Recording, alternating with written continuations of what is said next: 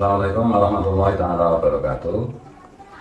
Saya Muhammad Fuad Riyadi atau Gus Fuad Pleret ingin menyampaikan sepatah dua kata untuk mengungkapkan penyesalan atas khilafan saya yang terbaca melalui akun YouTube saya yang berisi ujaran-ujaran yang telah melukai hati umat Islam, keluarga besar Al-Khairat, zuriat Said Idrus bin Salim Al-Jufri, dan masyarakat Gaili.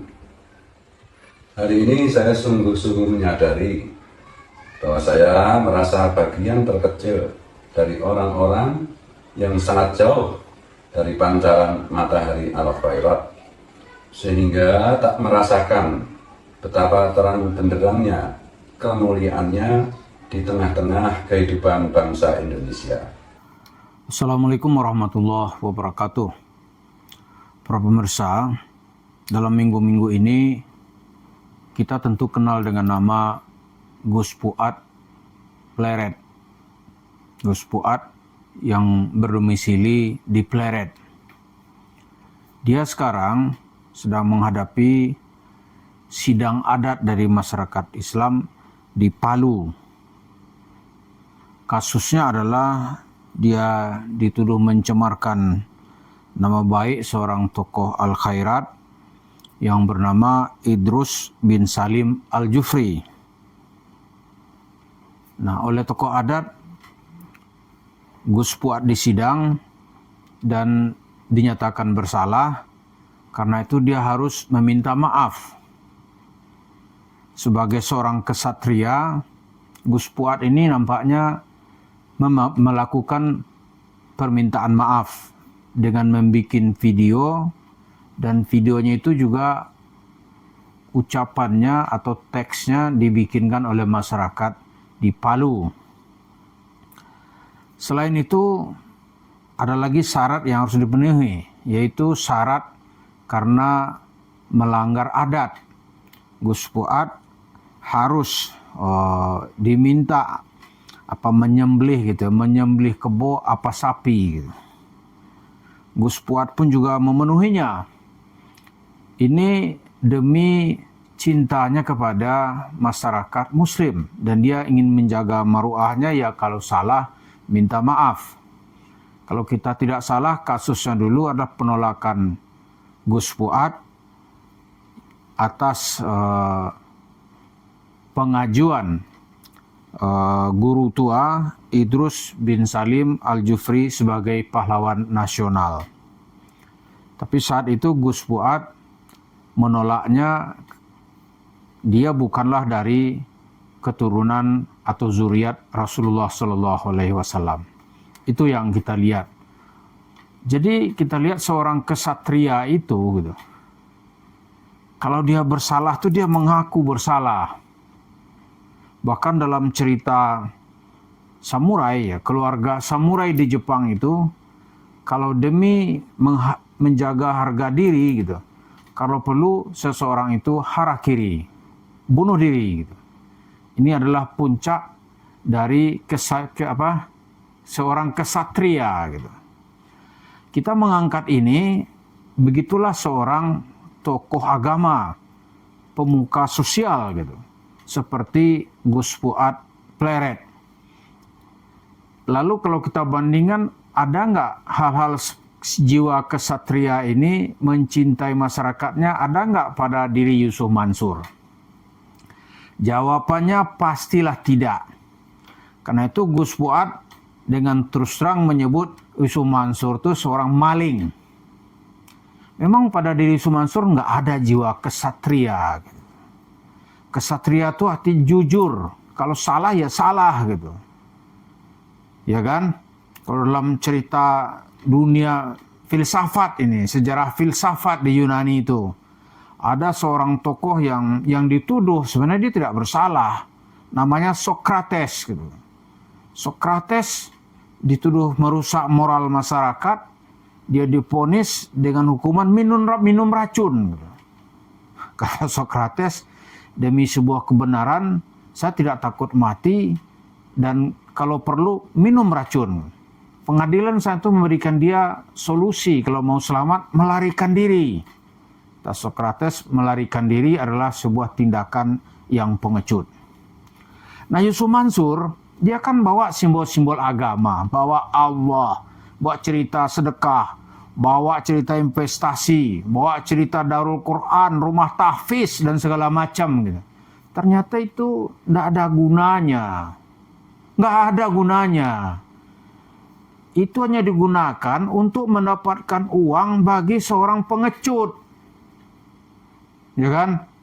Seorang pengecut, Yesus sudah kalah, dia nggak mau ngaku kalah gitu.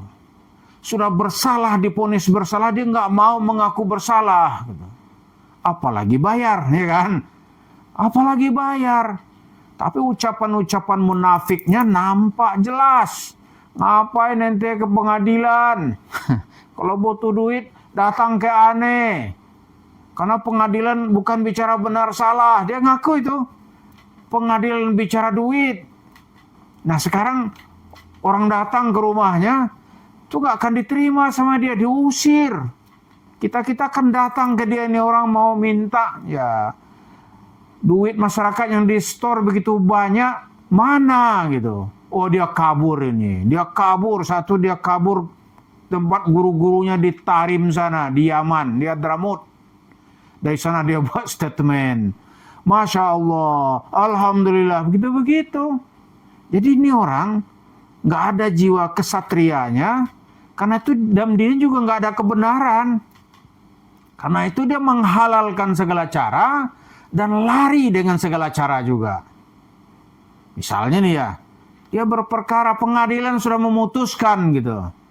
Dia harus membayar. Ibu Lilis Siti Rama sudah menunggu. Tapi seorang pengecut yang tidak punya keluhuran budi, seperti yang dimainkan oleh Jam'an No Khatib Mansur, ya dia akan begitu aja, tidak mau dia.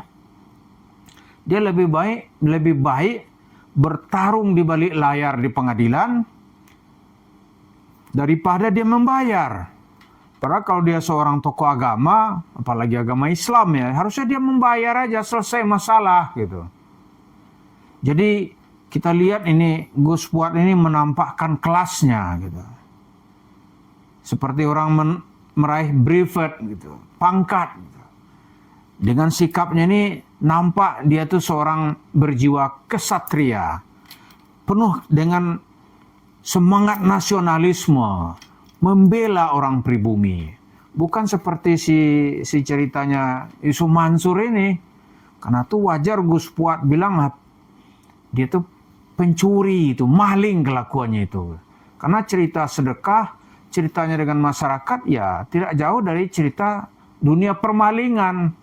Tapi covernya salawat, aneh salawatin, gitu kan. Kita salawat, aneh sudah bertobat. Dengan apa lu tobat? Baca salawat. Berapa banyak salawat? 1000 kali sehari. Jadi kalau 1000 kali kita Yusuf Mansur udah tobat.